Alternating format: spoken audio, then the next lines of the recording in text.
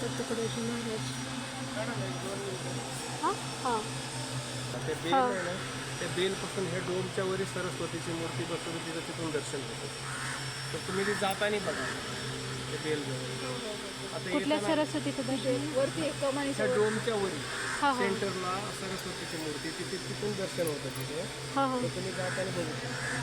आता येताना सगळे डाव्या हाताला संताचे स्टॅच्यू होते, हां उजव्या बाजूला सगळे वर्ल्ड सायंटिस्ट आणि फिलॉसॉफरचे स्टॅच्यू होते. हां हां आपण त्या कॅम्पसला नॉलेज कॉरिडॉर म्हणतो.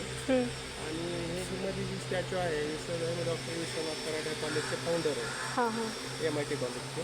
नंतर हे पायऱ्यावर सर्व रिलिजनचे थॉट्स लिहिलेले आहेत. हो आणि आतमध्ये सगळे आता इथं संतांचे स्टॅच्यू आहेत, बाहेरून सगळे वर्ल्ड सायंटिस्ट आणि फिलॉसॉफरचे स्टॅच्यू आहेत बाहेरून.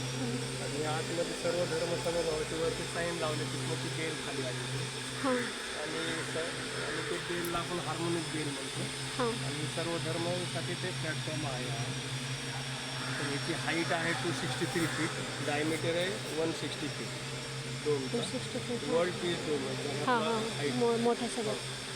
त्याच्यानंतर पलीकडच्या बाजूला जे 4 मिनार दिसतात कोपऱ्यावर, हां हां त्याला आपण मंगलस्तंभ म्हणतो. आणि 4 वेद पण ते रिप्रेझेंट करतो.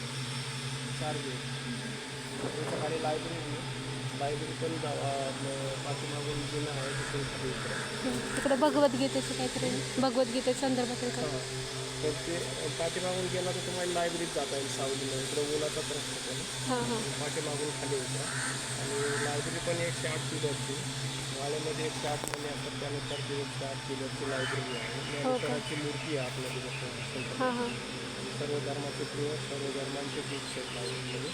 पण लायब्ररी बघून झाले खाली एक मेडिटेशन हॉल आहे, ध्यान केंद्र, ते पण बघा. आणि लेफ्ट साईडला पाठी पांढरे द्रौपदी आणि जे डॉग असतो तो यमगीता. हां हां आणि गीता भवनमध्ये श्रीकृष्ण अर्जुनाचा रथ आहे आपल्याला. चालेल. लायब्ररी आणि गीता भवनमध्ये फक्त शूज काढा. हो हां शूज काढा. हां चालेल. ते ध्यानमध्ये आणि लायब्ररीत नाही काढायचं ना? नाही, लायब्ररी आणि गीता भवन हां 2 ठिकाणी शूज काढा. हो हो हां चालेल.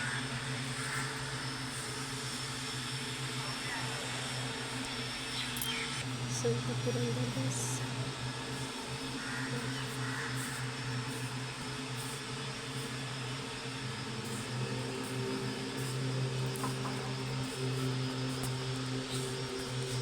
शंकराचार्य.